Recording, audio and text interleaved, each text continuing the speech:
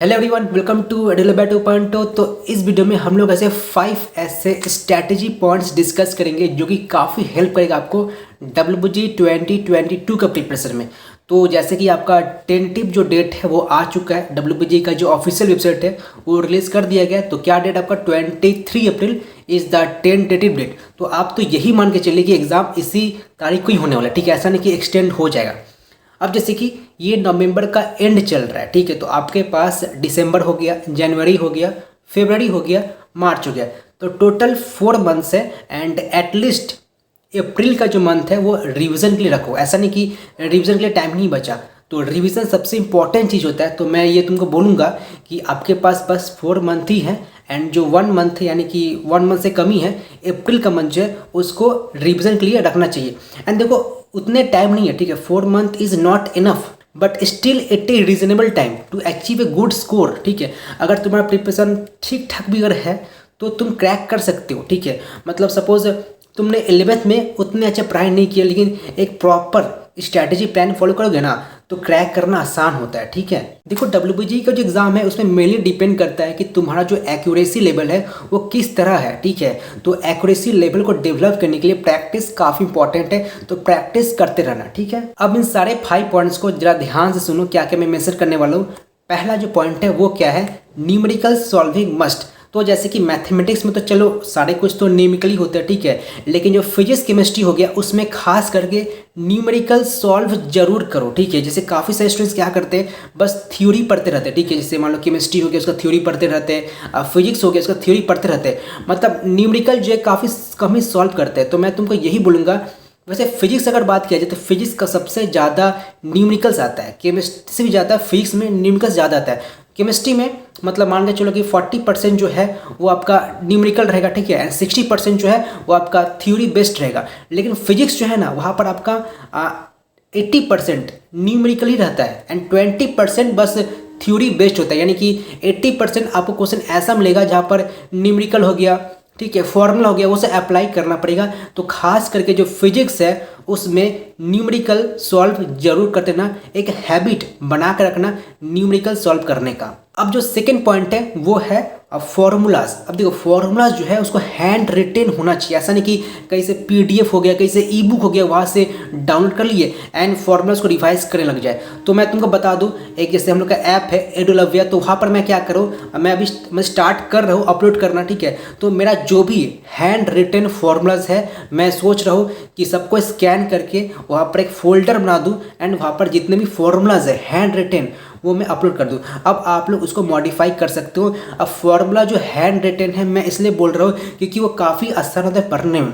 E-book क्या होता है, ई-बुक में मतलब मान लो कहीं पर ये कुछ मिसिंग है, कहीं पर ये मिसिंग है, तो मैं जितना भी फॉर्मूला मुझे मिला है तो सबको मैं एक जगह रख के रखा हूँ, तो वहाँ से आप उसको देख सकते हो। एंड जैसे तुमको पता ही होगा, अगर तुम WBG का कोई भी सैम्पल पेपर सॉल्व किए हो तो वहाँ पर तुम देख सकते हो मैक्सिमम क्वेश्चन ऐसे होते हैं, मैक्सिमम मतलब कि 20%, ठीक है, 20% क्वेश्चन ऐसे होते हैं जो किसी फॉर्मूला अप्लाई करके ही सॉल्व हो जाएगा, ठीक है। मतलब ऐसा नहीं कि उसमें कुछ टाइम लगने वाला है। तो 10 सेकेंड 15 सेकेंड का वो क्वेश्चन होता है जो कि फॉर्मूला अप्लाई करो एंड वो हो गया, ठीक है। तो फॉर्मूला अप्लाई कैसे करें वो आना चाहिए, तो उसके लिए पहले आपको फॉर्मूला याद होना चाहिए, ठीक है। तो ये काफ़ी इंपॉर्टेंट है। काफ़ी स्टूडेंट्स सोचते हैं कि हाँ चलो फॉर्मूला तो है तो याद हो जाएगा, तो फॉर्मूलाज को रेगुलर पढ़ते रहो एंड किस तरह से अप्लाई किया जाता है ये आपको आना चाहिए, एंड कैसे अप्लाई करना चाहिए ये आपको अगर याद रहोगे तो वो ऑब्वियसली आप कर ही लोगे। अब देखो जो थर्ड इंपॉर्टेंट पॉइंट है वो क्या है, चैप्टर वाइज PYQ। अभी काफ़ी सारे स्टूडेंट्स क्या कर रहे होंगे कि ईयरली वाइज PYQ सॉल्व कर रहे हैं। तो देखो एक ऐसा बुक आता है जिसका नाम है MTG एक्सप्लोरर, ठीक है। तो उसमें आपका चैप्टर वाइज PYQ दिया गया है। तुम ईयरली वाइज PYQ मत करो, ठीक है। PYQ करना काफ़ी इंपॉर्टेंट है, उससे आपको पता लगता है कि हाँ किस तरह क्वेश्चन आता है, ताकि आपका एक हैबिट बन जाए कि हाँ किस तरह से क्वेश्चन इसको अप्रोच किया जाता है एंड किस तरह से सॉल्व किया जाता है। तो chapter wise PYQ must, don't go for yearly wise PYQ, okay. And fourth important point है वो है आपका don't make too many gaps between subjects.